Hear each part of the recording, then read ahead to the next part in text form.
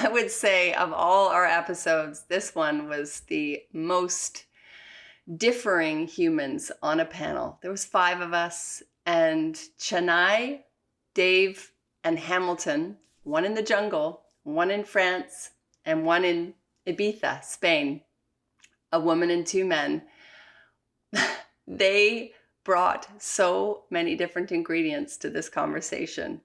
It was astounding. We went from death to divorce to losing $3 million in a week to back again and everywhere in between. My mouth was hanging open for a few of those moments. And just seeing the way that they were trying to relate to each other, but also staying really, truly themselves. It was so real, and a lot of sharing of rule breaking, but also being truly human. What do you think, Julian? What stood out for you? If you really knew me, you'd know that superlatives are kind of not my thing, but this was one of my favorite episodes. I got to actually say that because, you're so right, Hope. You're so right. It really couldn't have been more different characters.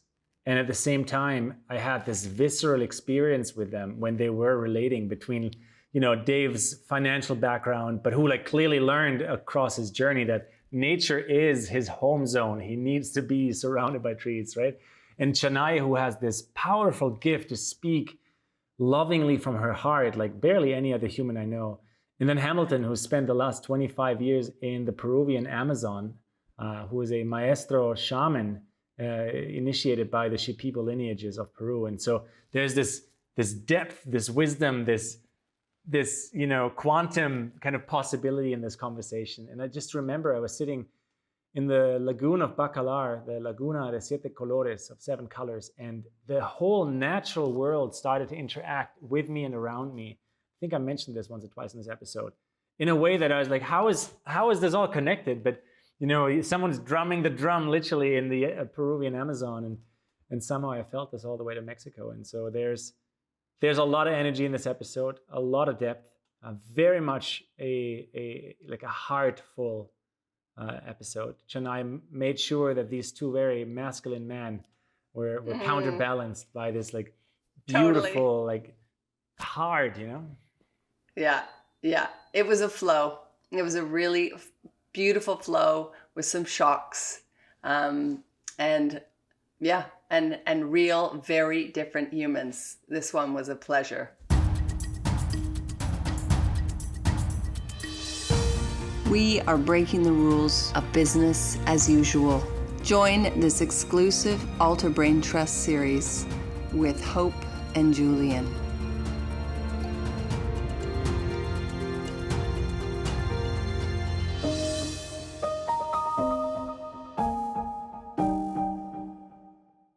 I have a question. This is for all 3 of you, and I think we'll start with Canay. Reflecting on your early career, what was the most significant obstacle you faced? How did you overcome it? Thank you for this beautiful invitation. It's such an honor to be here with amazing people. I think the biggest obstacle I faced was people knowing the truth and not doing it, especially when it comes to business, for reasons where you can translate them as excuses that were less relevant to life. And with that obstacle, I still face it, and I see it as an opportunity for breaking the mindsets that creates the rules and invites us to live and work by them. And that obstacle became an invitation for our evolution. And my position of, instead of fighting against it and rejecting them, I find great joy in understanding, listening, and alchemizing and inviting how can we trust our intuition, our knowingness, and each other, and have faith in life and change the metrics of business. And that's how I ended being a conscious business model designer, which starts with the values of humans and really trusting that value metrics as the compass for innovating business with the evolution of life. I love your hopeful compass. I relate big time. I wonder for you, Dave, you have, I know, and knowing you since we were teenagers, I know you've overcome a lot of obstacles. And I wonder if you could think back, what's a significant obstacle you faced and how did you overcome it? Or how did this obstacle shape the way you approach challenges now? I think, first of all, obstacles, I think let's call it the higher I try to achieve things, the more obstacles I continuously have. I think I constantly have obstacles. I think my biggest lesson with obstacles, especially when I was young, to understand that you really come to understand that it is a journey and the obstacles is the opportunity.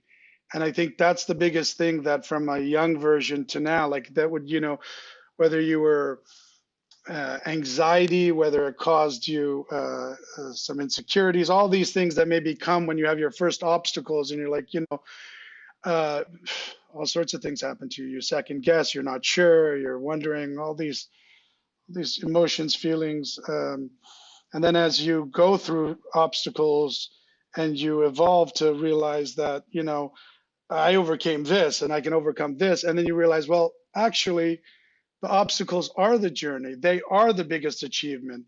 My biggest obstacle in my life is constantly going to be going and evolving. So that's what I've come to realize about obstacles. So I see you evolving as a beacon, definitely. And what about you, Hamilton? Do you have significant obstacle when you were younger that you overcame and this shaped you today? I think the biggest obstacle was the cultural differences moving from the United States into the Amazon and having to find people who would both befriend me and teach me how to live there. And so it was overcoming rampant racism and cultural differences and divides that were very, very strong.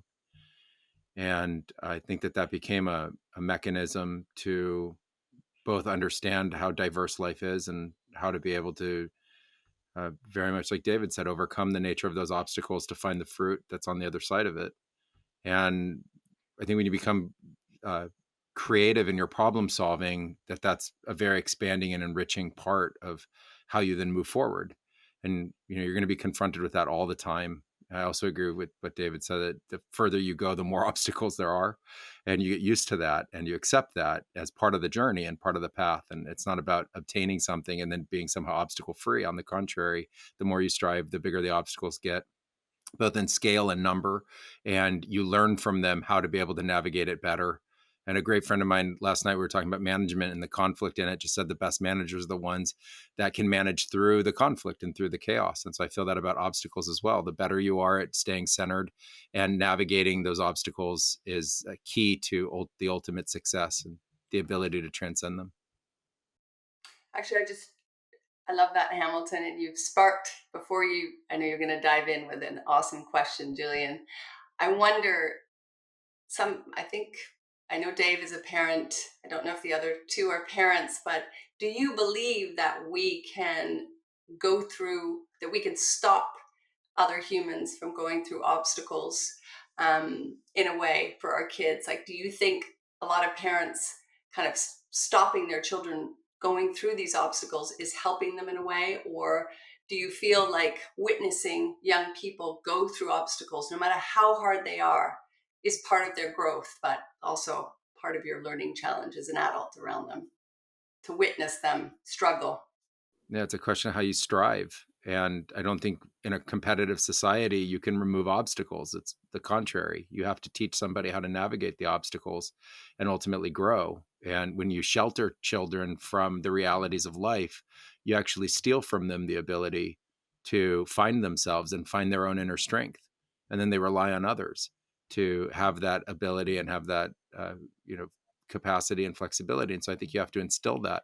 How you do that, I think, is unique, and there's much more humane ways to do that. But if you're helping somebody thrive and strive and increase their creativity, flexibility, problem solving skills, that those are all important for life, regardless of where you come from or what kind of obstacle you're going to face. Chennai, I know you were sparked by that. Do you have anything you wanted to add to Hamilton? And I love how Hamilton approached to this question. And I can very much relate to in my everyday experiences with my two daughters, Maya and Mia. They are 10 and 12. And first of all, trying to remove the obstacles for other beings, even if they are your children, assumes that you know better than them. And I believe every soul has their unique journey, and allowing them to walk their path is not only growing them, but also growing you as a parent, as a leader, as a community member. And you then can ask, but I know that they are going to suffer because maybe you have suffered and you know it's a dead end and it's dark. Do we need to have another war to understand the importance of peace? We don't. And then how do you approach to that when people are in hatred and when they want to fight? I believe our position as parents and as leaders, because we are parenting the future of humanity and all life of this planet, if we can create conditions of love, of care, of respect, and hold a container where all these beautiful seeds can blossom in their own way and still be respectful to the intelligence of life that is being expressed, especially with the most amazing, intelligent, and advanced human beings who chose to be here, right now, encompassing all the ancestral wisdom and the future dreams who are our children on this planet, which gives me a lot of hope. Then we can allow them to guide the path where we can share what we have experienced when we are asked, but keep that attention, that focus, and that care, and make sure that they know, they feel that we are there where they need us and life is there to happen for them. And I believe there are conditions to allow us to surrender, and how we position ourselves and how we are filling our place as ancestors, as parents, is the condition for us to allow them to walk their path. Such beautiful, resonant passion in your voice, Canay, always. And that's why it's so great to have you here. And for me, this is actually breaking the rules, right? That's breaking the rules of normal. Normal might be to be confused or be mind boggled by all the conflict and stress in the world. And breaking the rules is to continuously remember our birthrights, remember why we're here, remember who we are, and inquire deeper. I want to take this conversation even a level more real on the obstacle question. So whoever of the three of you feels called first, can you remember like an actual story of your life when like shit hit the fan, something happened and you were scrambling, you were worried, you had no idea how to solve it, but because you did in the end, everything changed. And I'm sure there's a real story here, probably three of them. So whoever feels inspired first, I'd love to hear. So I was in a place in my life where I thought I was on top of my career when I was managing a leading design consultancy in the world. And from outside, I was very successful, but very unhappy in my marriage with the father of my children. And as a Turkish woman with very happily married parents, I didn't have many role models who have gone through such difficulties in their marriage and got a divorce. So I didn't know how to act, and I was hiding myself, and I was hiding the life force that I had in me, and I started living by the rules of the society and by the rules of business, trying to look happy and look shiny. And then one day I noticed when I was looking at mirror, I had no sparkles left in my eyes, and you see it brightly right now. But back then I was like a dead shell. And then I had this shock in my body, and I'm like, oh my God, I'm dead. And I didn't have a real reason because I thought I should be successful in my marriage too. And he's the father of my children, but I was deeply depressed actually.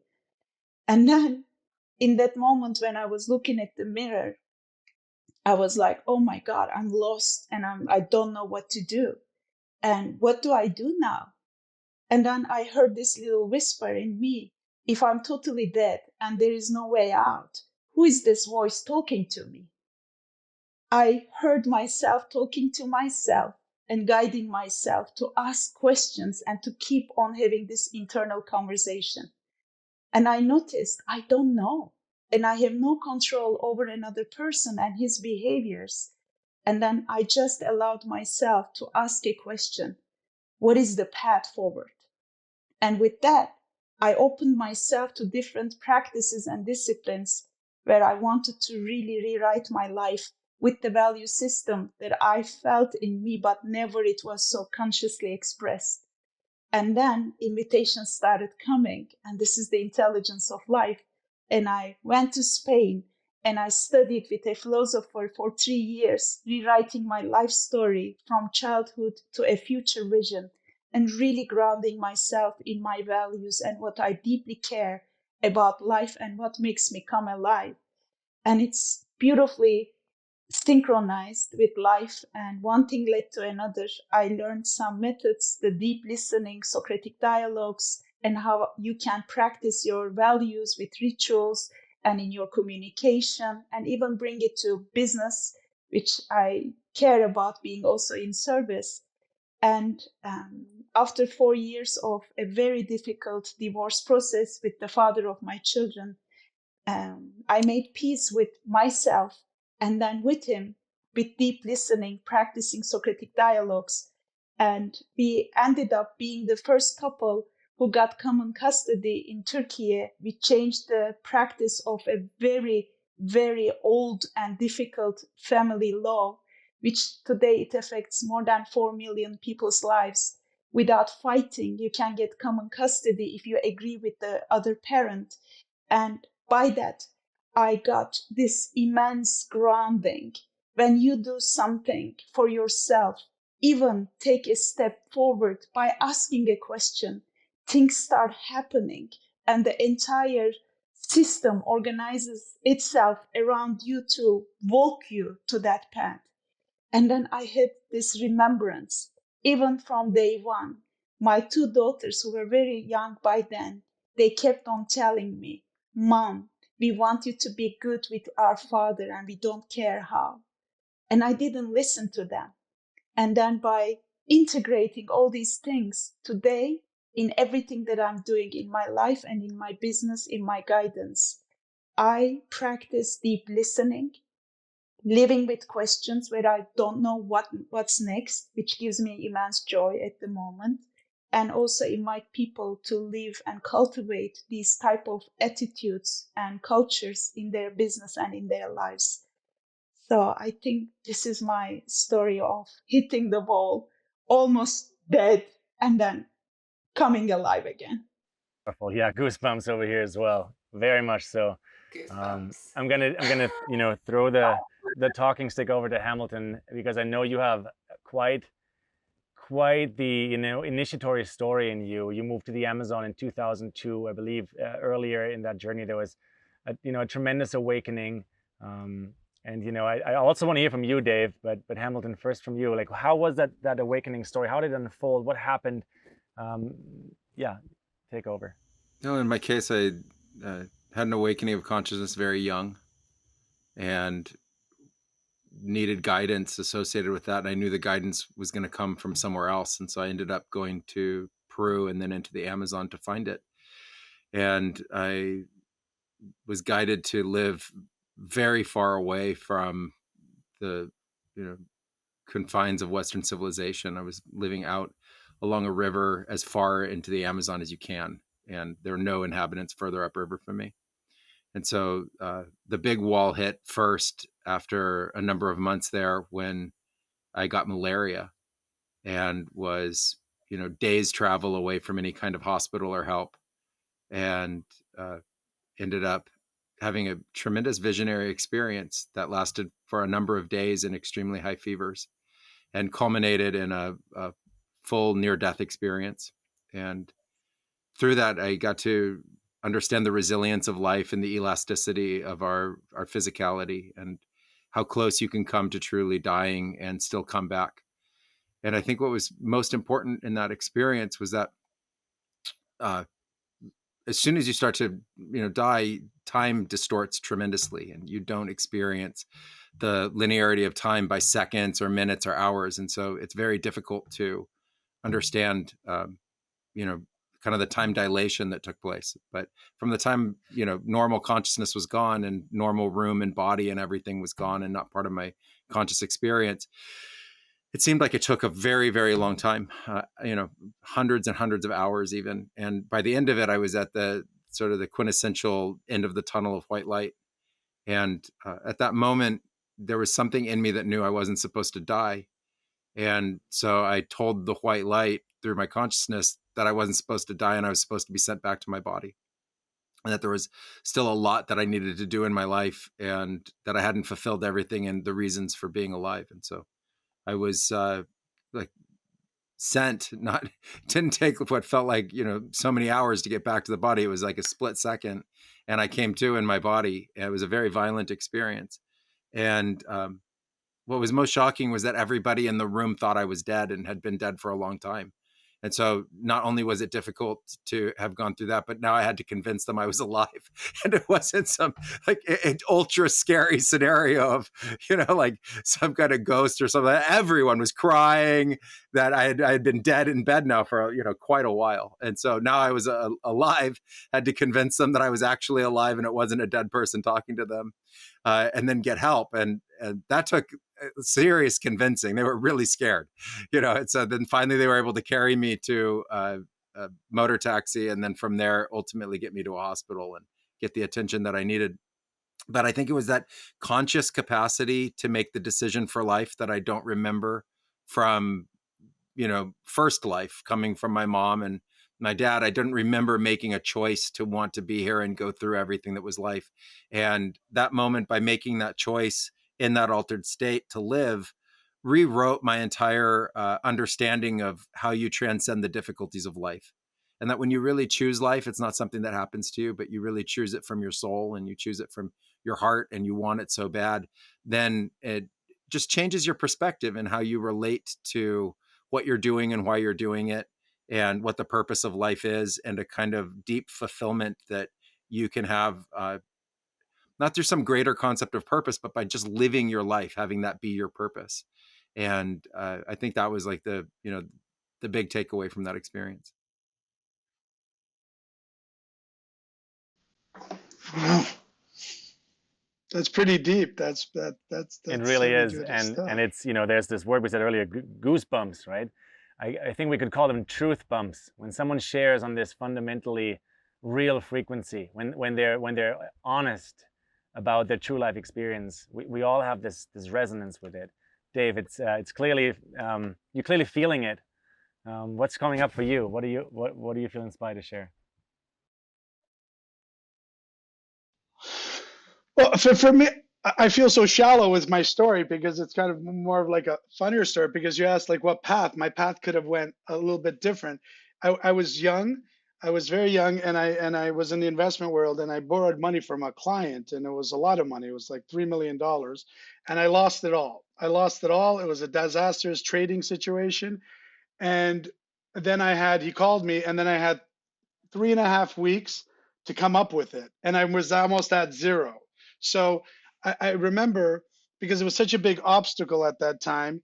I mean, it still probably would be an obstacle, at this moment if you started at zero. Different kind of death. Yeah, but definitely a form of death. Yeah, because my whole career would go, like everything would change path. Like, you have money from a client, you lost. It was just a disaster in the investment world. You lost trust, right? And that's the biggest thing you have in the financial kind of money world, and deal world. So 3.5 weeks later, I did all sorts of cockamamie things, this and that, and I ended up coming up with the money, and I ended up giving it back to the person, and it completely changed my path. And it always gave me the confidence, because I would always think back just in a business standpoint, that, you know what, man, if I did that, I could, like, this is a piece of cake. It always gave me that confidence, and always things worked out. But that was the craziest situation, because that was a very, very difficult obstacle at that point, and life changing if I got caught. And very risky. I mean, listening to all of you, I mean, Hamilton, yours was risk in itself to go where there were very few people. And Canay, your risk of confronting Turkish law and overcoming like so many obstacles. Dave, you are seemingly, in my mind, you seem, fearless in the face of risk, but I wonder if there's any character trait in you that sort of counterbalances this risk. Like when you're in a really risky situation, is there a character trait or part of you that really keeps its level-headed, its balance, its equilibrium when you're riding the wave of risk? Well, I'm calm. I maybe naturally, inherently have been calm. I've been blessed with some of that gift in high risk situations. I think I take perspective. You know, I take perspective that at the end of the day, it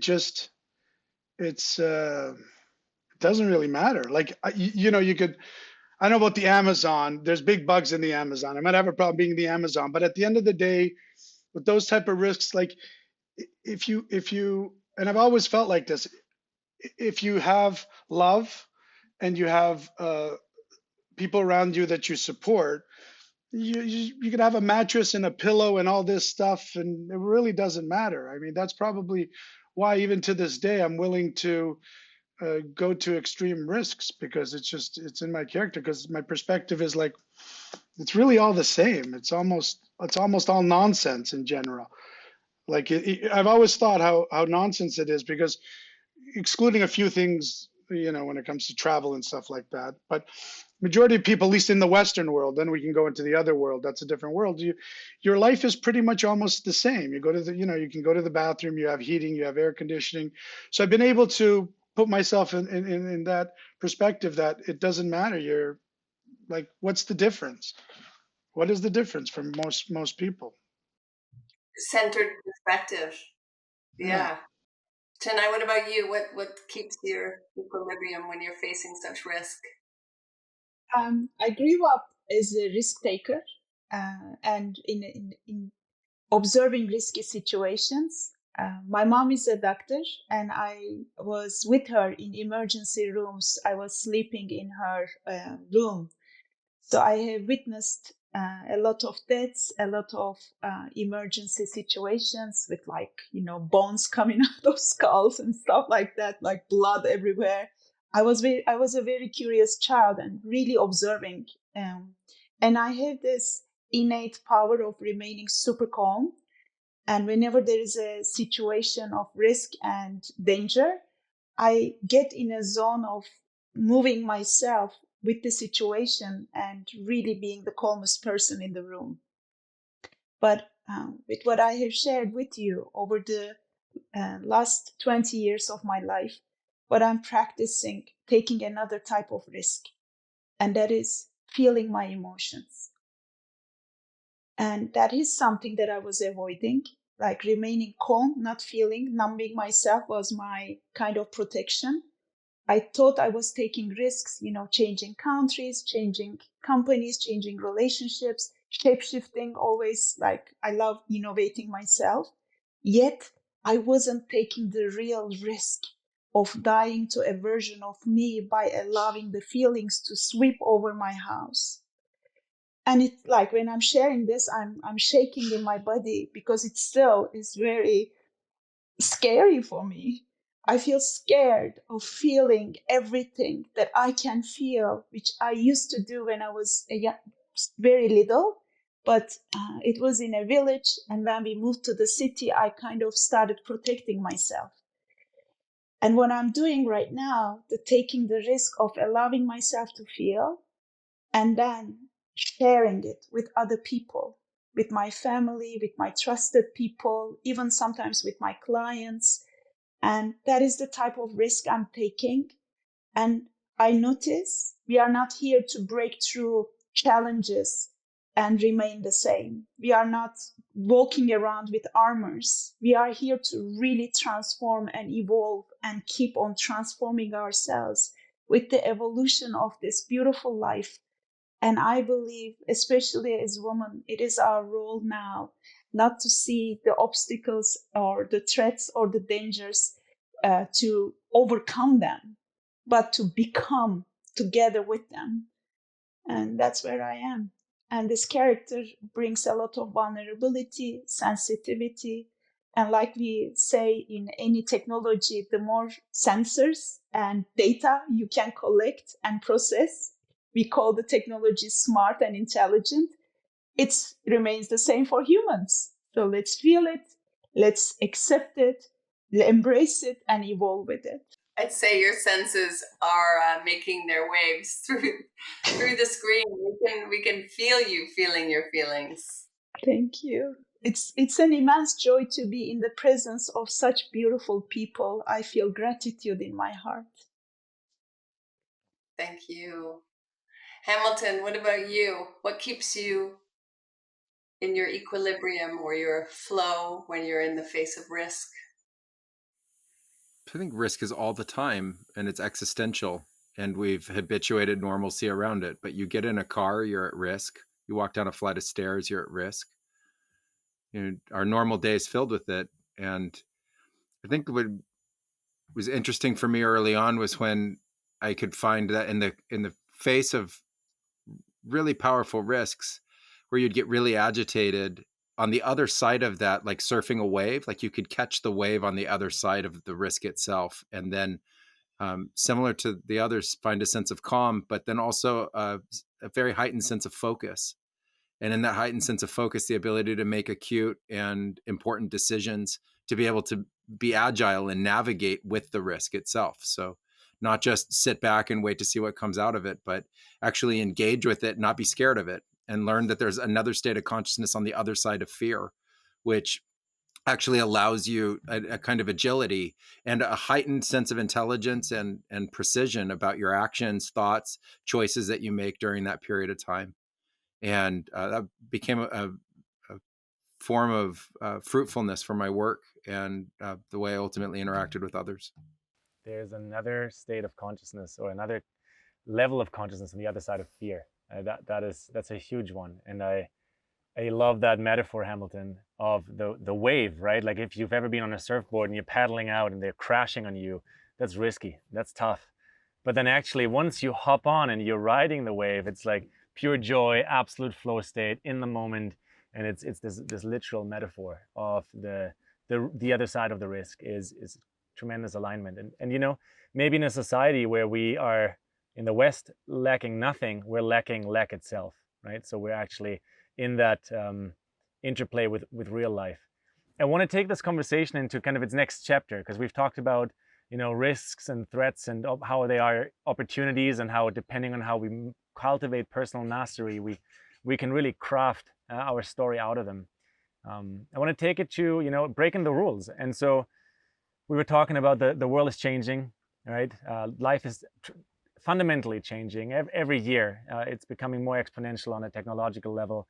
I think business as usual is completely out the window for all five of us, but I guess for everyone, that opportunity is there. And I want to take it to the digital space, because I know that, you know, the three of you have tremendous expertise there, and specifically into, you know, digital currencies and the future of AI. And I think there's a lot of risk right there, right? If it is central banking, digital currencies that are just not changing the status quo, but kind of perpetuating it, or if it is AI created by, you know, quotation marks, the wrong people with the wrong intentions. Let's find our way into that part of the conversation. So maybe just from all three of you, how does that touch your life, and how is this relevant with where you're at in your journey at this time, when we talk about AI, when we talk about digital currencies, and what are you dreaming to build in this world, in the external world? First of all, I think that the great empires that really brought forth the globalization of certain technologies and financial technologies, including money itself, have expanded and grown to a point that massive evolution and disrupt is inevitable. And so there's ways we can look at different indicators to see that, and it's common, but it's never been at the scale and scope that it is today. And with that comes a great advancement in the speed and the veracity of the technology that's being created. And it's a free for all for everyone who's part of it, who can create in that space. And like any entrepreneurial endeavor, 90+% are going to fail, and it's inevitable that 10% are going to make it. And when they do, they change and shift the nature of the culture that we live in. And so when people talk about digital currencies and central banks, well, digital currencies are inevitable at some point. So we have to just face that and understand it. Just like paper currencies at some point were inevitable. And that was a big shift to go from, precious metal backed currencies to paper currencies. And so these kinds of shifts and evolutions are natural, and it's part of our continued evolution as a species. And it's also part of what we are as a collective culture. And when you bring in technologies like AI, I think what's most alarming at this point is the dystopian narrative around the technologies.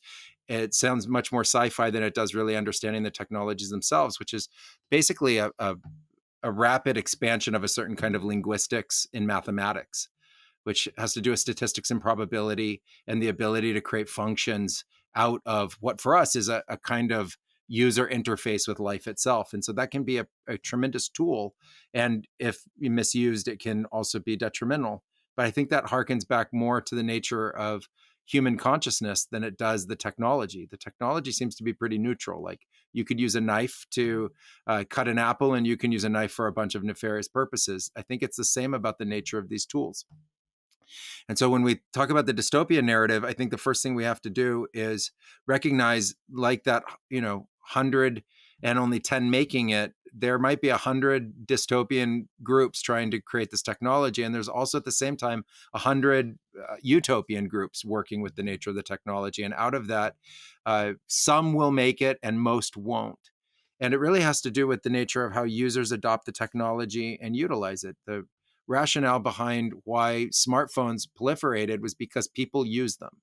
It's as simple as that. If they didn't use them, they wouldn't have been created, and there wouldn't be now, probably 10 plus billion smartphones having been made and sold across the world. So when you collectively do something like that, and I've said it on other podcasts, that in the AI age, everyone has to point the finger at themselves because everybody helped create the data that the AI is trained on. Everybody, if you've used a smartphone, you helped train every single massive LLM model that's in existence. You're a participant in that. If you use the internet, you are a participant. So I think this is the first time that global culture has to take true responsibility for what it's creating and raise its voice about it and raise its hand and get involved. And the way you do that in a capitalist society is through business, through entrepreneurship, through innovation, and actually making a technology that people want to use that can transcend the dystopian narrative. And what I like about the technology is that it finally democratizes power in a way that smaller groups become so much more influential if they know how to use that technology.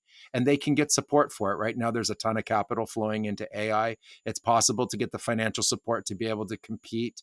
There are ways, if you're truly innovative and bringing forth something that people want to support, to get the means to do that. And so I think this is the moment when the entrepreneurial spirit and the real capitalist spirit comes forward to do something about it and create. And that's the impact that I want to have. I'm created a 2 different labs that I work in for AI and for Web3, and I'm interested in the continued pursuit of the technologies, ultimately to be on the positive side of the disruptive this narrative. I want to lean in to you, Dave, here and see what's coming up for you in terms of your response to what Hamilton's saying, but also just your approach in a capitalistic sense in business to these technologies. Well, it's like a loaded question because I'm invested in all of this stuff. From a financial standpoint, but as I become more conscious and make myself more aware of just where we are in today. Like I look at where we are today, from a society standpoint, we're very driven by money. And I'm the best example of that from beginning, but then I've evolved. But I see a lot of people around me who've created extreme wealth. They're not. They're in accumulation mode. There's this desire for accumulation, and you don't know any better. And most people, there's There's not all these conspiracy theories or all this stuff that people believe. That majority of, I would say 99% of them are just because they're unconscious and they're just accumulating. They're good at something. They don't make these decisions to try to, control things or control everybody or all this. But there is for sure a small percentage. There's no doubt that have that desire for power and obsessiveness. I think with cryptocurrency, I think that the democratization of it is great. I just think that I don't know if it's a Trojan horse because of the fact that it could be very, very, it could be very dangerous in the fact that it all could get shut down in a way, and then you'll have this go 20 years from now, and you'll have this. You cut down the digital, we have a huge problem. What happens then? Because at least my generation understands money, and they understand some commodities, and they could understand bartering and all that stuff. But you fast forward in 20 years from now, that's going to be very limited. So maybe it could be actually something, much more diabolical. That's what I think of cryptocurrency. I mean, don't get me wrong, there's tons of ways to make money, and the democratization of it is fantastic. Because it allows for from small transactions to be able to bypass governments. But I just think in a world that we have military presence and the desire for destruction, and military is so prevalent in making money, and that's their objective, is to cause wars for money, that cryptocurrencies, none of them have a military. So you could talk about Bitcoin all you want, but at the end of the day, if the US has a military, you can cause mayhem. Cryptocurrency can't, there's nothing that can cause mayhem. So some of these things are so, it's such a, there's amazing things about it, but there's dangerous things about it that I just feel that I've been more aware of. Overall, AI, I think AI is great. I think it's amazing. I think that at the end of the day, if you look at history, we've always done crazy things to each other. Right? We've always gotten into wars and fighting and conflict. So everybody's like, AI is going to destroy us. I'm like, we've been trying to destroy ourselves forever, and we have the power to do it now. So I don't think AI is going to destroy us. I think you have to become just aware to put some rules and regulations in place, because the monetization of it could be too extreme. You have to be careful. You don't want to put it in corporations' hands, because corporations, it doesn't matter. Their objective is to make money. Very simple. When you have a system that's based upon stock markets and quarterlies, and even the Chinese still have yearly or semi-annually, the objective is to make money. So you really must be aware of putting these regulations in place, and governments being aware of that, because it could get out of hand for the fact of making money, and there'll be a desire to push, because it seems to be a nature to dominate that money scene, right? Where it doesn't matter whether it's pharmaceutical, drugs, or anything. So those are some of, I think it's amazing, but I think that you really, really, really, really must regulate it. And it must be people that really care, that aren't driven by money, which it's not easier said than done, because of the fact of it's so driven by money and the creation of it. And it's, so. You're bringing up an important point here. When you talk about regulation, I am thinking about your work with values, Canay. And there is in AI, obviously, the conversation around alignment. If we're going to regulate it, if we're going to mold it or shape it, what are we aligning it to, and to what values? And I wonder if you could speak to this and your feeling, your expression around AI and future technologies with alignment and values.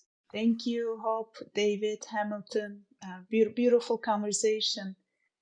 I remember myself after I moved to Ibiza, being so content with what I'm doing, inviting leaders to bring regenerative principles to their businesses and to their leadership. Came a point I started observing my daughters being so spending excessive time in front of the screens and playing TikTok and Minecraft and all these beautiful different games and platforms.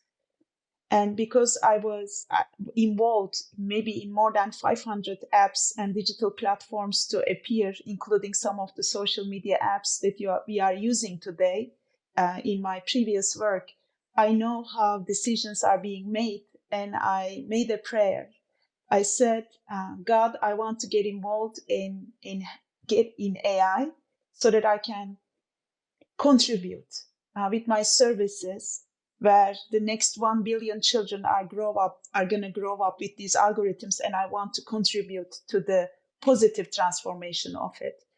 And like always is answered, my prayer was answered, and in less than 6 months I received this invitation to participate in this AI platform. And what I have observed with AI and with all the beautiful technologies that we are blessed to create and to apply and to use, there is a window of opportunity of decision making for our humanity.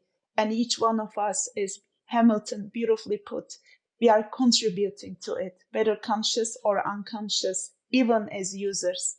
And the analogy that we have been repeating here, we said the waves are getting bigger, and if we are the good surfers, it becomes fun, it becomes flow. And with AI, I noticed we are not the surfers only, we are the waves, we are the ocean. Are we going to turn it into tsunami, destroying the cities and life of humanity? Or are we going to really participate in creating this life nourishment, this water and its flow in harmony with all life? And with that, in memory, in my platform, the Regenerative AI platform, what we are focused on is enabling every human to have their own personal data home where they can collect their own data, and use any AI model through our open platform, where they can choose to train their own AI and connect to their families, their communities, to make decisions together and create intelligence in all compassing all the different expressions of life. And in this process, I have noticed two obstacles to that. One is many people are not used to participate in experimentation. We are so used to becoming consumers and users, even if we know that our data is in danger. We don't know the purpose of what this AI is serving to. You put all your information to ChatGPT on a daily basis, and you don't know the purpose of Chat. Nobody knows. And maybe Sam knows, but we don't know. And it's called open, but is it really open? It's not. So even with all this righteous thinking, we are not integral in taking the action to participate in it, to have this journey. We talk about journey of experimentation, and to learn it, to live it for ourselves and for what we really value.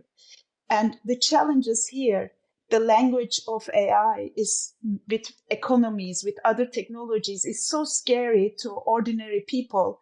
We talk with a terminology that doesn't really land in our everyday reality. How can we make these technological experimentations? Because as humanity, we are being experimented on. And the invitation should be, let's experiment it together and bring your values, bring what you really care for, bring your data for yourself, for your community, for your land, for your children. And even with that invitation, how the language can be more inclusive, how the design, the user interfaces can be more inclusive. These are the important opportunities and invitations for all of us to participate, whether you are a designer, whether you are a developer, whether you are an investor. So this is the first part, the inclusivity and diversity part. And the second part, what David was highlighting, the investment models and how money accumulation is becoming the priority, the most success metric, right? How can we bring that accumulation of money obsession, the fear of sharing, maybe fear of opening up, to money circulation? And that requires, like in all innovation, a couple of really courageous ventures, investors, couple of inspirational people and case studies to lead the path. Because as humans, we learn through other stories. Sometimes we are risk takers and we can walk that path, but many people wait for others to do it, to see it for themselves. We need to highlight what we are risking here is not loss of money, loss of all life. What we are risking here is our humanity and our capacity not to be fulfilled. And I believe we can put it in stories that can resonate in economic terms, because when people die, you don't have customers, as simple as that. But also, there is such immense opportunity. There is no end to it. So what we are doing is not only on the outside, inviting communities, place-based communities to bring their values, bring their data and run the models or develop the models of their liking, of their interest, of their need. Because, for example, a rare disease community whose needs are not met by a big pharmaceutical company or a big technology company and not funded by anyone can initiate their learning journey by bringing their data together and run their own models so that they can use that model to fulfill not just for the treatments of it, but how they can have improved their lifestyles. These are all opportunities, and the intelligence of humanity is ready to blossom with AI because every data can be measurable, can be used for many generations of learning together. And when you have the privacy yourself and the control yourself as individuals and as communities, it allows us to really focus on how AI not be a technology out there that I'm going to chase and some technology company is going to provide to me, but can be an extension of our own consciousness, a natural expansion. And what a delight, what a gift that is. And then we see a lot of opportunities giving voice to not just diverse communities, neurodiverse groups and rare disease communities, place-based regenerative communities, but as well non-human life. Because in Hamilton's journey, I'm sure he has many, many things to share, but I'm really amazed by his life story and what he's doing. We can bring that non-human language and insights and needs and create even more conscious communication on a daily basis between humans and non-human life. When it comes to regulations, we have amazing innovations that are happening now. Ecocide became a regulation in many countries. Now we are seeing also in Europe a lot of developments in regulations. And now we can match that with the intelligence of that is collected and synthesized with AI and with the regulations. Because in my own journey, I noticed even such, rooted regulations are being innovated in the application of it in everyday realities. Now, really breaking through those silos and doors, we can bring everyone together, all of life together, including all the bodies who are making the decisions, whether it's investment, whether it's policies. Another very important topic that I believe is that as a woman, I have felt the pain of really seeing things being done that doesn't include us and our voices. I think the woman and the feminine, it needs to be there because we know how to give birth, and giving birth means dying. It's death, and you are reborn, and you are reborn larger than yourself because you know how precious that life is, that one life is. I feel so bad when I see and I don't want to share too much, but when we count the number of dead children during the war, it's not about numbers. One child is equal to a universes, a potential of 1 billion stars. So if we stop counting money and counting number of people as heads and as just this citizen, that number, I believe we are going to open up to the plain magnificence of life, and woman has innate capacity to bring it to the conversations. And with that open platform and invitation to women, I believe we are fulfilling many, many gaps in the environment and can really role model and inspire other initiatives that are beautifully done and give voice to them put them in the agenda, even when we are thinking and even talking right now. Let's start with them because it's possible, and it is the possibility. And another very important topic, I'm going to come to your point, Hope, that's alignment. How can you lead a transformation and innovation that you want for the world without doing it yourself? So that culture of self-governing organization, hiring people with neurodiversity, knowing that maybe their process is going to slow you down, has been our practice in all my containers. And by going through the pain of it, you want things fast and done with really amazing stars. But now, as a collective, as humanity, we are walking the heroine's journey, and it starts where the hero's journey and this personal glorification and slaying the dragons.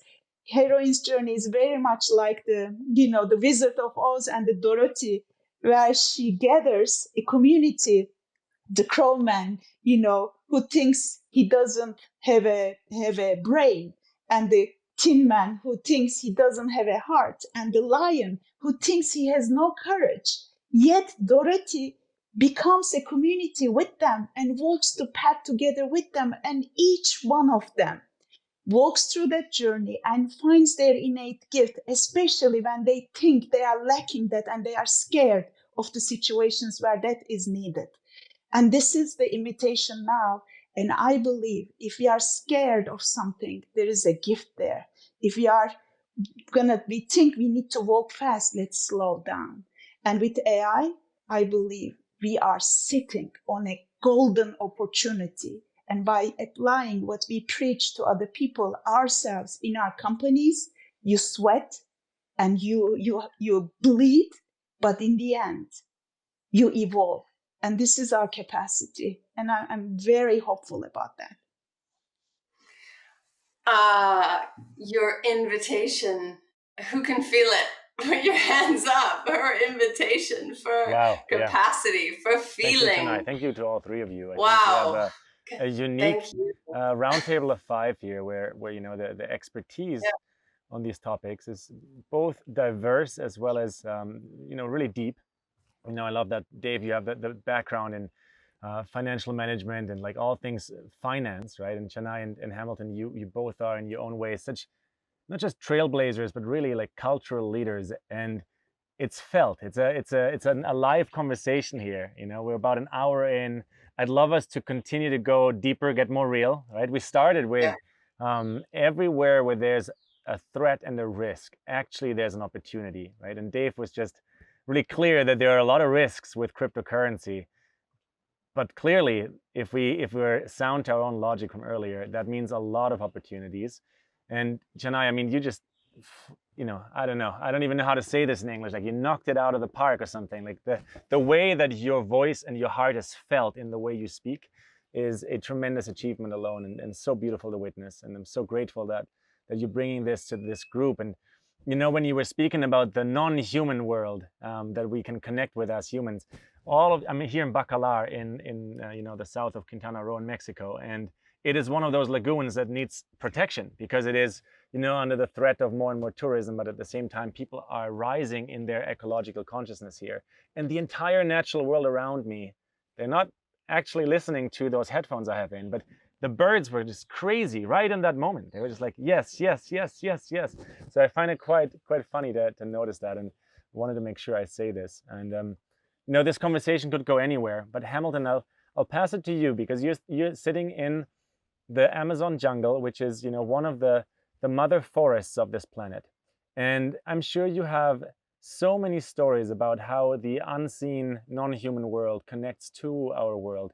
If it's the flora, the fauna, if it's the mycelium kingdom, if it's the plant medicines themselves, but how do those aspects of life, very specifically for you, Hamilton, how do they influence those next steps of what is here to build? What is our role on this planet? What are we here to actually steward and kind of bring into balance between the realities of money, finance, governments, militaries, as Dave brought up, right? And also the realities of understanding we need the balance, we need the female voices, we need those opportunities to form our own network states and to transcend the restrictions of the past.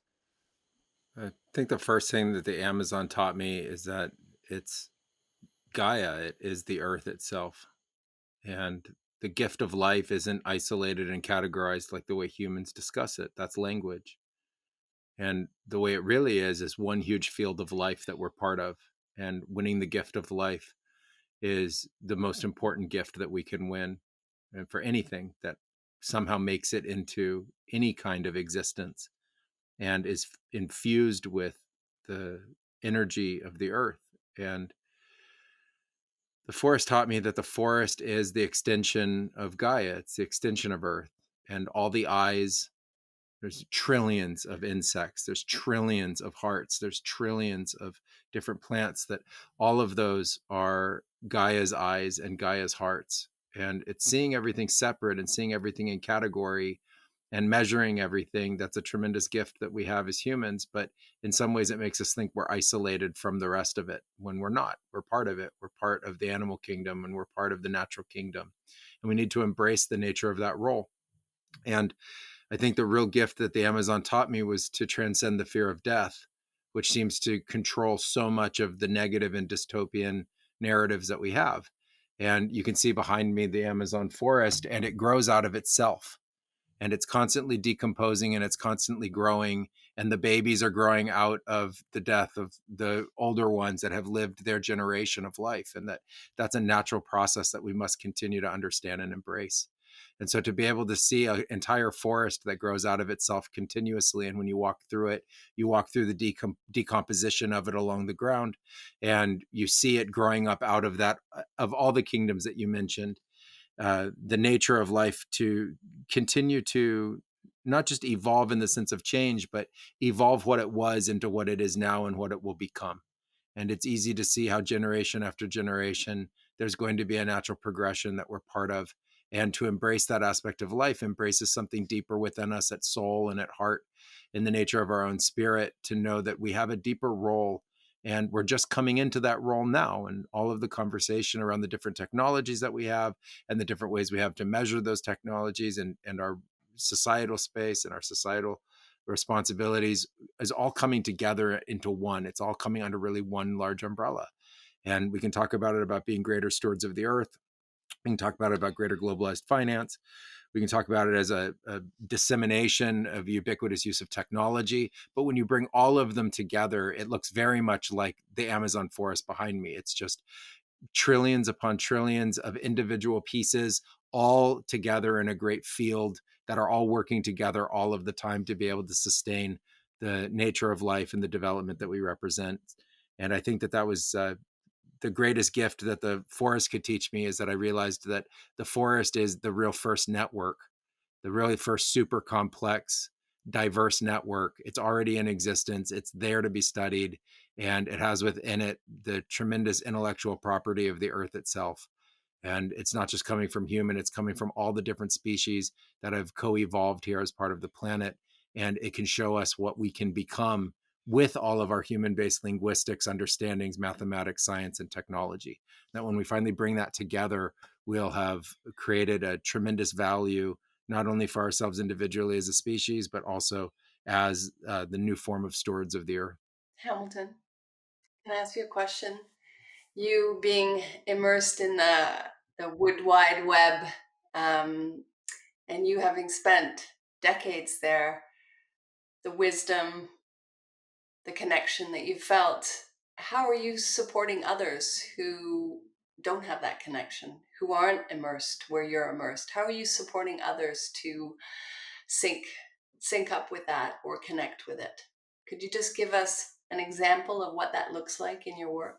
I think what I just described as a great network that we're part of, and that idea of inclusion, is something that's a cornerstone of our work, which is to learn how to see through and transcend the illusions and delusions of separation that we get confronted with in modern society.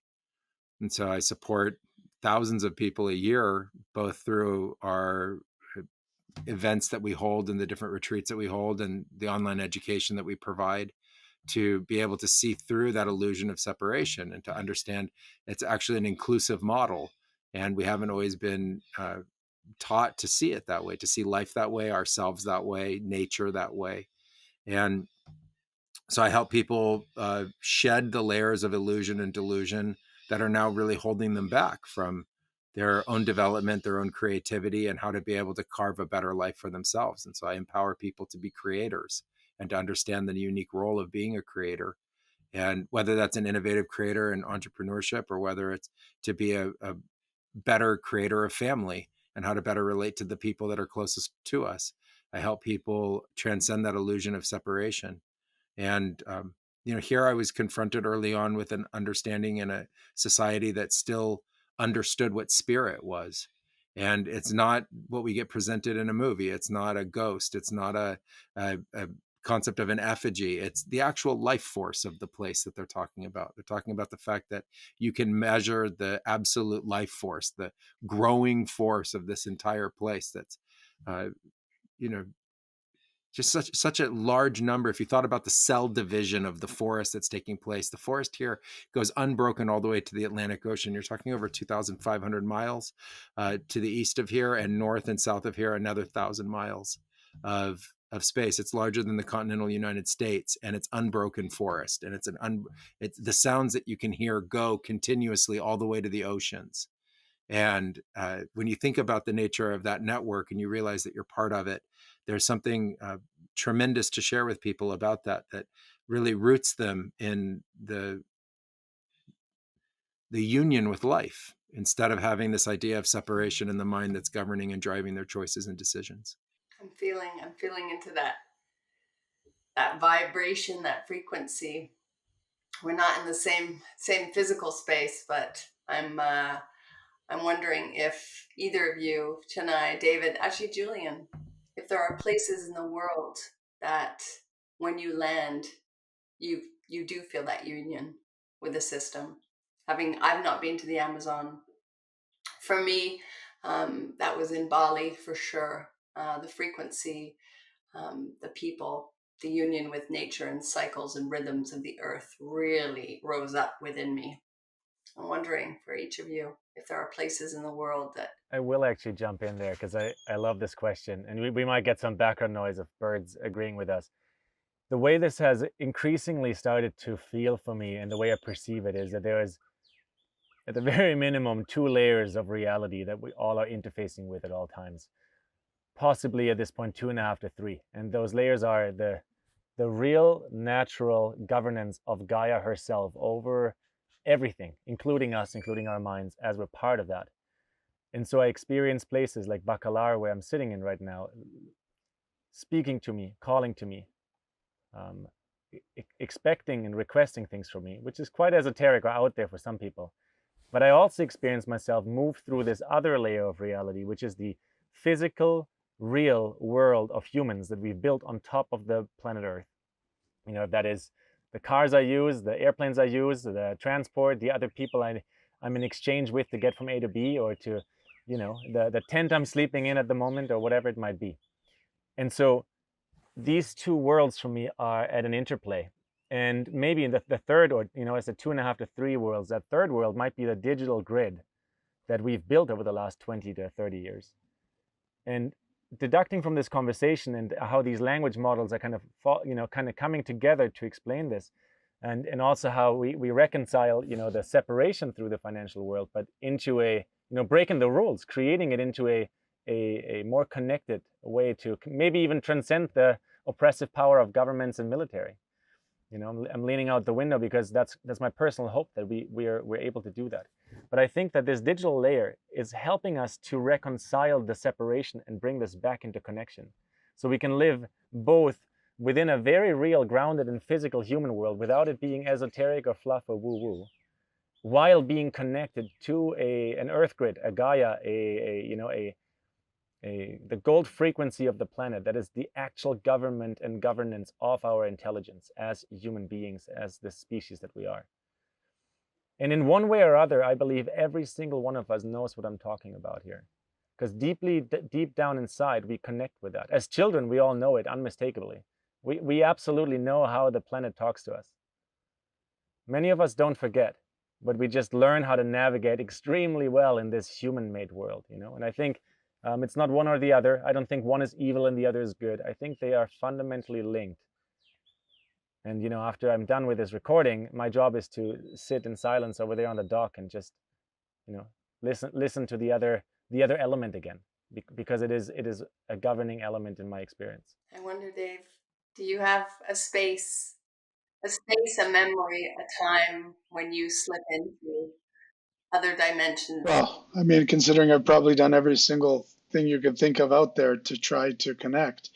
And I think that, you know, number one, if I'm not in nature, I freak out. Like, I mean, I'm not good anymore in the city environment for longer than a period of time. I mean, this place that I bought in south of France, and it's in a forest. I mean, it was done 60 years ago. I'm in a forest with a few homes. Like, this is a forest, a protected forest. I feel amazing here. It's in nature. You know, I always connect to nature, and I got to connect to water too.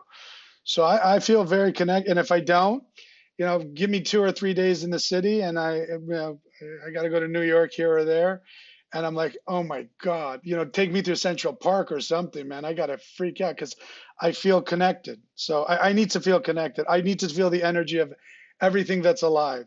I think that otherwise it's I've just. seen that in you, and I've also seen this childlike. You can be very business-minded and sharp, and then there's the childlike energy that comes out when you are in nature. Oh, I'm way happier. Yeah, for Yeah. sure. Like, you know, just cut my time period. I tell Your everybody, eyes are twinkled now just thinking about it. yeah. So I mean, you know, I know Hamilton's in the Amazon, which I've had the pleasure of going and being all over that place. I mean, I just think anywhere where it's alive, where it's life, everywhere is life, you know. So to me, that's the most important thing, where I feel alive. So, and I got to do it. Like I say, I can't handle yeah, Tokyo, New York, all these places that are crazy stacked up cement places for. I freak out. I really do now. 3 days. 3 days is my limit. So when you ask that question, I'm like, I have to go back into nature pretty quickly. I feel weird. You know, you feel weird. Like, I'm explaining to somebody in a business meeting, and I'm like having the thing. I'm like, dude, I'm freaking out. I have like 24 hours left. I feel like I'm like, you know, you mentioned the Wizard of Oz. You're like, you know, you're like melting or something. Like, get me out of here. This is too much cement. So What about you tonight? Do you have a place? I mean, you're in Ibiza, so we can't hear. It's too late for the birds to be singing for you. But what about you? Mm.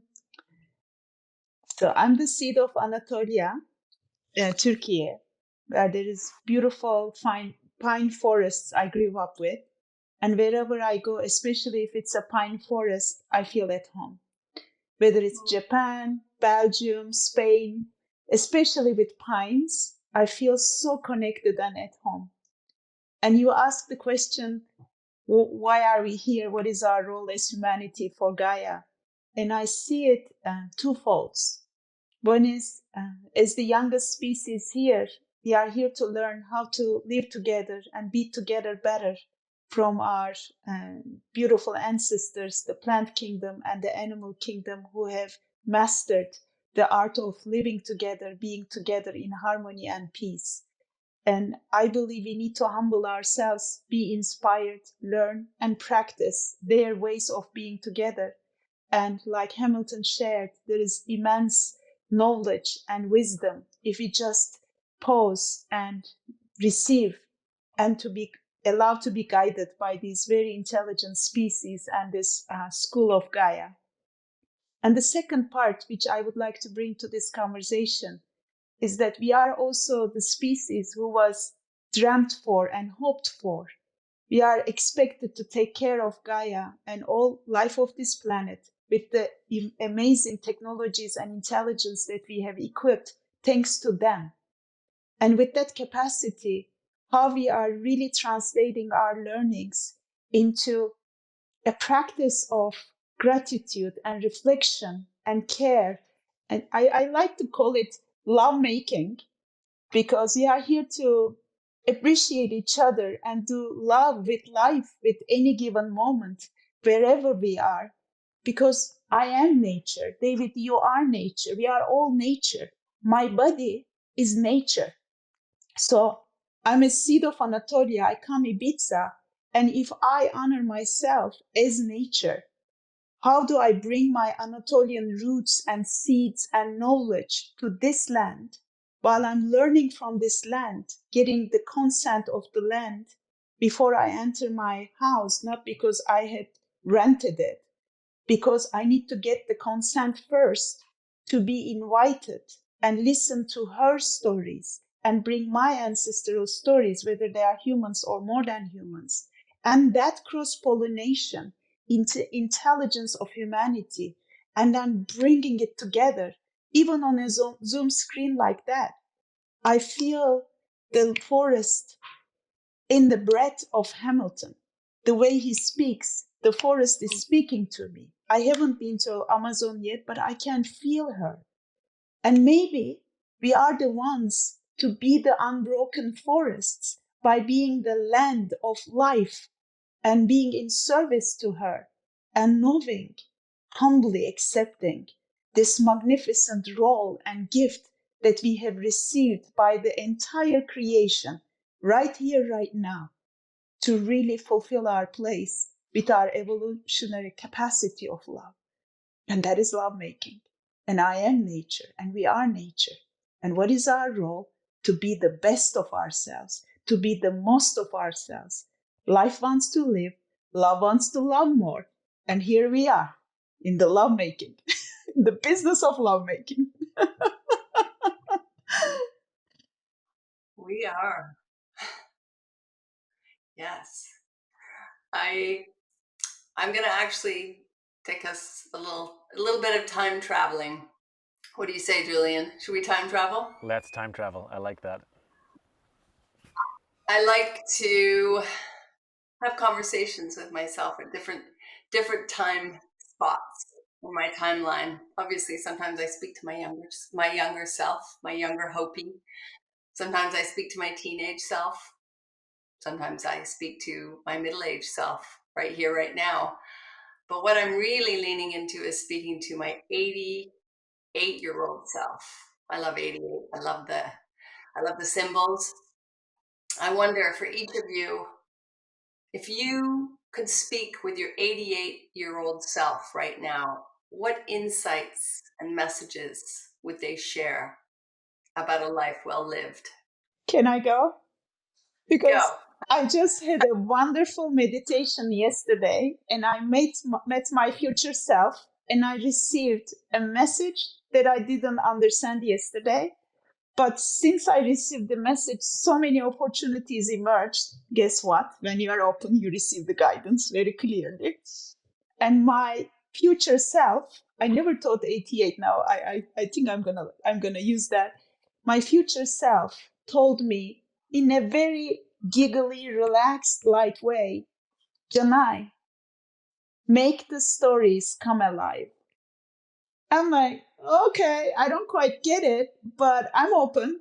And then since yesterday, I'm asked, how do you make what stories come alive? And then I noticed, learn your stories, your ancestors, your future children, the land and earth and life, and connect to them. Because this beautiful capacity of being human needs us to know our place, fulfill it, and bring it to life with this beautiful technology of language and with this beautiful capacity of love. If we can put our breath into those stories, all generations and all life, we can come alive again and again. And I noticed I don't even know my ancestral stories. And guess what? My parents are visiting. And my mom, she told me she knows 3 generational stories. And since yesterday, I'm hearing my ancestors' stories with my children. And now my intention is not just our family stories, but inviting people really to know and to share the stories with an open heart. And that's what I received. I can only imagine your radiating 88-year-old self. Can you guys see it? I can see it in my mind's eye. She's awesome. She's awesome. I love her. radiating her story. Dave, what about you? What's 88-year-old Dave? What is he 88-year-old Dave telling you? What's he sharing? What's he imparting? I think that I probably would like to think I lived a life, it's where you end up, right? It's just being remembered to be a loving, caring person. That's number one. And the other things can follow suit, but I would probably say that I put the effort and time into using my skills to make this world a little bit better, to evolve, whatever that evolutionary process is. So as opposed to using them for just self-gratification and gain, just shared some of those skills. I think that's the two things that I'd like to, be remembered when 88 becomes 98 or 108 or whatever the number is, or 58, or doesn't matter, whatever is it is. 88-year-old Dave, is he smiling and twinkly? Oh, for sure. I mean, I think you have to have the zest for life. I go through my moments, we all go through moments. I get, I have my miserable moments. I don't constantly have joyness and happiness, but I work at it. I'm trying. But yes, for sure. I mean, how else do you live? I mean, you could achieve so much more when you're happy and loving and caring as opposed to miserable. Miserable, you could achieve things, and angry, you could too. Don't get me wrong. Most of the world's angry, I have a feeling, right? But it's better not to be. It's better to be loving and caring and happy. So yeah, definitely. What about you, Hamilton? Oh, I think my 88 self is relieved. I think the 88 self is just relieved. That's very funny, man. That's a very funny That's thing. it. It's like, hey, that's it. It doesn't need anything more than that. You did it. You made it to here. Like, are you enjoying it? Like, you better be enjoying it at this point, and to try that as much as possible now, and on the way to 88. But otherwise, just total relief, less absolute, openness about the rest of the universe, and grateful to have lived a good life. Really simple. I love this question so much. I love that you asked the question, though, because, and there's the birds of paradise fly by.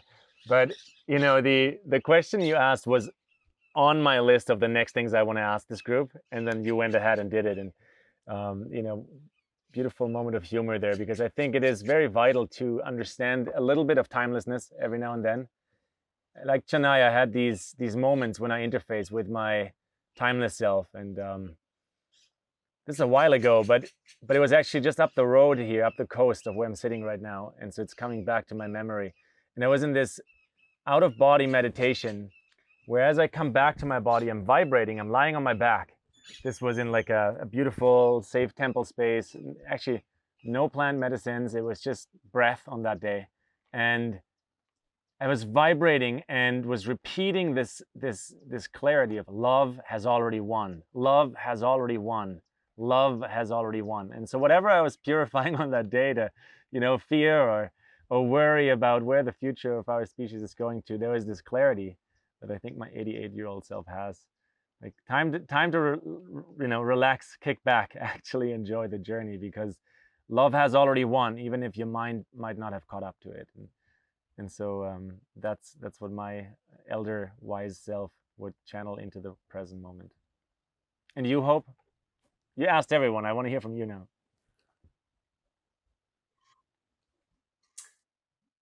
Yeah. I think mine is more of a conversation with my 88-year-old self. And I think my 88-year-old self would remind me to gaze at the ones that I love, to step outside of the day-to-day and just be present with the relationships, the commitments, the dedication that I have in my love. I think the 88-year-old self is feeling like they have really lived and really loved, and a reminder that you don't know how long you have with the people in your life. Dave and I just lost a very good friend of ours who had the most life itself. It felt. You just don't know how long you have with the people around you, close by or in extension. So it's really holding on to those moments, to be present, to love with full vibrancy in every opportunity that you have. And she is clutching on to me with her very wrinkly hands, and I'm loving it. Yeah. That's hilarious. I love that. Yeah, I mean, we've time traveled in this episode. We've gone to all kinds of places. The challenges, opportunities, a little bit of the future coming into our time, our time stream right here with technologies changing, with changing our lives, with what kind of world we want to build. I'd love to hear from all three of you, because this was really fantastic to have this round table of 5 in a digital space. Just a closing sentiment or two, something you want to make sure you share in this episode, something you point at, you want to maybe invite people into, whatever is coming through you right this very hot minute. And I'll pass it to Hamilton first. I think the first thing that comes to mind is just to fully embrace life. And we have so much going on in our minds about it. That's just part of life, but embrace it and give life a shot. Like, we sit in fear so often that we hold back from what life really has to offer us. And so I think the first thing is just fully embrace it in its totality, accept it for what it is. And the entire story, we've heard about it, and get over that part of ourself that's scared to do that. And when we do that, we enter into a higher expression of ourselves. And so first, just fully embrace life. And then the second is to embrace the mystical aspects of life that are beyond our knowledge base. It's really easy to encapsulate ourselves in what we know, but there's actually much more about the world that we don't know, the universe that we don't know, than we do. And so to embrace that as a mystical pursuit, that just means beyond your current knowledge base. There's so much more. Every time we look at with a bigger telescope, we find trillions more galaxies, and every time we go deeper into the subtleties and the smallness, it's then the same. There's just so much more to this whole universe. And so to go on that mystic journey, and if you want to, you can go on it with me. It's as simple as that. Can't wait. What about you, Dave? Yeah, I think, there's so much in life we don't know. I think you start off as your younger self, you think you know so much. And if you are fortunate enough to evolve a little bit, you realize you don't know anything, really. You know so little. So I think that just, if you can be open-minded and realize you don't know so much, and really go for it, because life is all about energy, and using that energy for, whatever it is, man. I don't think there's any right or wrong, or we created all of this, whatever all this is, in this world, and just go for it. Just go for it, because at the end of the day, you don't know very much. You don't know how long you're going to have. You don't know very much. But what you do know is that as long as you put your energy out there and you go for it, whatever that is, just really put yourself out there, man. You got nothing to lose. Go for it. Go for it.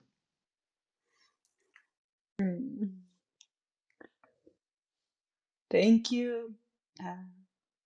So today we talked about life, the importance of life a lot, and also near-death experiences, whether it's losing our life or a divorce or losing a lot of money.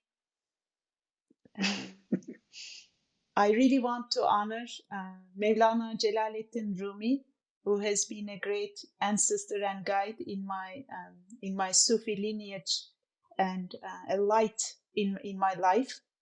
Right now in Konya, in Turkey, we call it Shebi Aruz, which means wedding night. There are celebrations of thousands of Sufi whirling in the center of the universe in their hearts, one hand reaching out to the sky to receive from the Creator, Allah, God, and the other hand giving back to the earth, and whirling around themselves with perfect harmony and perfect focus.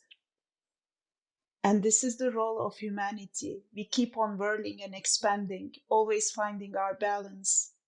And Rumi says, why is it wedding night? It is actually the 750th anniversary of his death, he called his death night the wedding night, because he's gonna embrace and reunite with his beloved, with Allah, with God. So we don't know that is something bad. It can be such a marvelous experience and expansion. And yet here we are as humans thinking that is the scariest thing that can happen to us. Maybe, who knows? There is a total different expression of love on the other side. And Rumi says, come, come, whoever you are, which has been a guiding motto, a teaching in my inclusivity and diversity mission. And only recently I learned that come, come, whoever you are is not about just acceptance, but it is more about an inquiry. Who are you? Whoever you are. And then that whirling around that question. And I would like to invite us to consider and to ponder with all of our ignorance and not knowing. And thanks God we don't know everything. To really sit with that question, who are we, and whoever we are, how can we participate in this beautiful life? So thank you. I'm feeling a resonance, a frequency, a vibe from this group and you, Julian, in all our spaces around the world, a connection beyond words. I have so much gratitude and love for you all. Thank you so much for coming. Thank you, everyone. And joining us. Thank you. Thank you Thank so you very much. much.